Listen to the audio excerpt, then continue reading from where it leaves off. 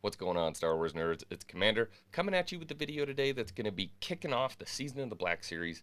I put a poll out on YouTube. You guys decided you wanted to see a helmet first, so today we're doing it. Let's check out the re-armored Boba Fett helmet.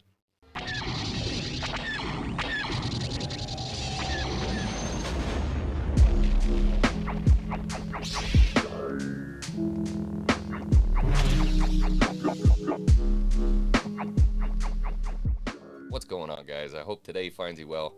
Any of you that have known me for any length of time know that I am a huge collector of helmets. I absolutely love these things. Hasbro has been putting out these Black Series helmets for a little while now, and for the price, they're just really hard to beat. The problem is, a lot of these helmets have been repaints, especially in the Mandalorian section. Now, I'm going to show you a couple of these helmets. You can see there is an ESB Boba, a Death Watch helmet, soon to be this re-armored helmet that are all repaints of the exact same helmet. Now, I don't really have a problem with that.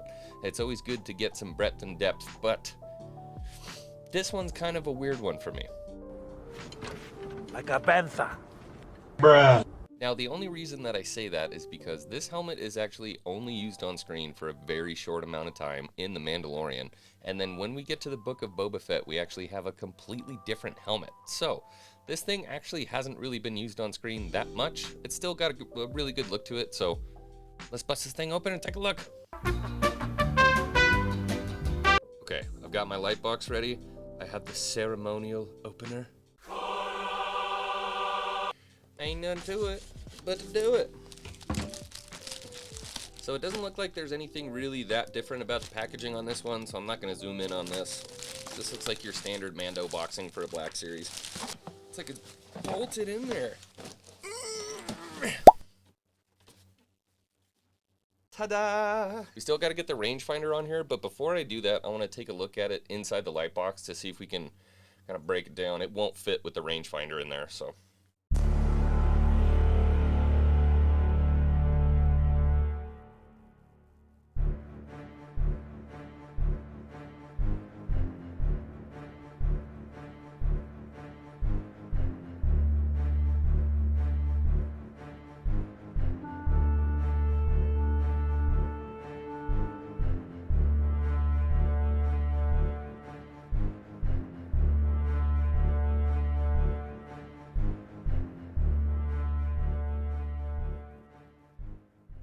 Alrighty, folks, so here we have it. Obviously, the rangefinder is not on there. It's actually not fitting inside the light box, so I will pop that in and we can take a look at it when it comes out of the light box. But I wanted you to get a 360 view of this thing and take a look at it and just kind of formulate your own opinions here. Now, there are quite a few things that I like about this helmet. I think the weathering in the back looks really good. They have these kind of rust stains here on the bottom.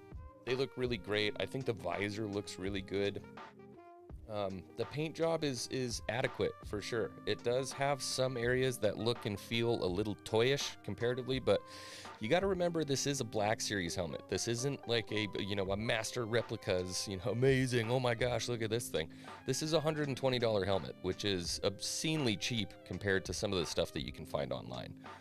For me, this is now, I think, my third repaint of this Mandalorian helmet, with or without the dents and dings. So I'm a little jaded at this point, but I would say overall, I'm pretty happy with it. I would give this maybe like a 7.5 out of 10 just from the exterior, but I do want to pop inside and take a look at what's going on inside the helmet. So taking a look at the interior, this is very similar to the other Boba Fett. The difference, I would say, is the coloring on these pads right here. The squishy pads is a lot darker on this one.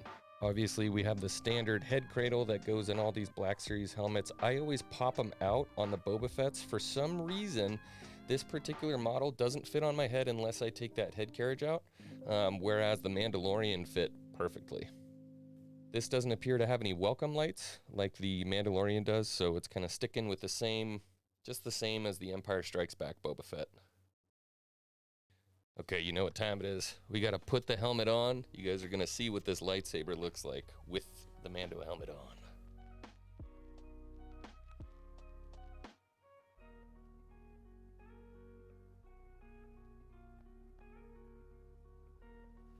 So you can see it's actually very easy to see through. You're gonna lose a little bit of peripheral, but in the end all be all, man, it's not bad. Not bad at all. I am Boba Fett. No wonder he doesn't put this thing on during the show. You can't hardly see out of it. Now, as it is with the other Black Series Mandos that you're gonna get, there is the Viewfinder window. This can be popped open. Now, if you put batteries in, there are some flashing lights that go on right here. I haven't really done it with a lot of them. I just kind of keep this cover on here. I just think it looks better. And it keeps it clean. In case you ever do want to cosplay or anything like that, it's good to have that there. You know what? Just for review's sake, let's pop some batteries in and check out this one. So the battery compartment is going to be located here, right under where the rangefinder comes in. You just pop this little piece out. Okay, pop the battery in. Click this back on. Got fingerprints all over the front. When you drop this, light should come on. Okay, so it didn't really seem to matter what I did. I tried replacing the battery, spinning it around, checking the contacts in between them. I looked for an on and off switch. There was nothing in the manual about that. So I possibly just got some duds on the LEDs on the viewfinder. Like I said, that's not a huge problem for me. I don't really put them on and then slap the viewfinder down and run around the house. Liar! At least it was a beautiful lie. So how are we gonna rate this helmet? Well, moving forward, we're gonna go off of 4 factors. For helmets, number 1 is gonna be design. How does this thing look? Did they accomplish the on-screen look that we wanted? 2 is gonna be paint and color scheme. Were they true to the colors on screen? Did we get everything we wanted in terms of the weathering and the detail on the helmet? 3 is gonna be wearability. Is this thing comfortable? Is it hot? Is the padding right? Does it fit my head? Number 4 is just gonna be the outright cool factor. Is this thing important to lore? How much did we see it on screen? Where did it come from? What character does it belong to? This is the umami, the secret wild card at the end to really see. Then we're gonna total up those scores and give it an average. Okay, so starting at number 1, design. Did they achieve the on-screen look? So far as I can tell, just from the design itself, and I may have to hit up Strike just to be 100% sure, they 100% nailed exactly what this looked like in Mandalorian Season 2. So there, I'm happy. I'm gonna give this an 8. The only reason I'm gonna give it an 8 and not a 10 is because there are some issues with this being a little bit wobbly. I did have the issues with the LEDs not coming on when this drops down. Bruh. Okay, well, the LEDs work now. Okay, so we'll give a point back. Let's call this a 9, and I'll call it a 9 just because of the issues with this headpiece. This viewfinder is always a little rattly, and then obviously I have to take out the head section of it, the head carriage, because it never seems to fit my head. But overall, those are really my only complaints for 1. Now, number 2, we're going into paint. I really like the paint on here. I think they did a really good job of matching the color. I'm happy with the weathering in the back here. This looks really good. And I think they were 100% true and authentic to what we did see in Mando Season 2 with that aspect as well. So there, I'm gonna give this a 9.5. High scores on this one so far.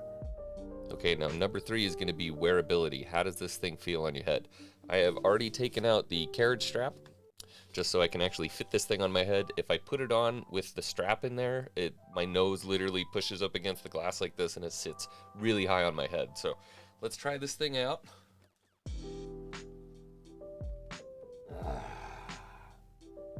So with that removed, this is actually very comfortable. This is just the same as the Empire Strikes Back Boba and the Death Watch. Same fit, feels the same.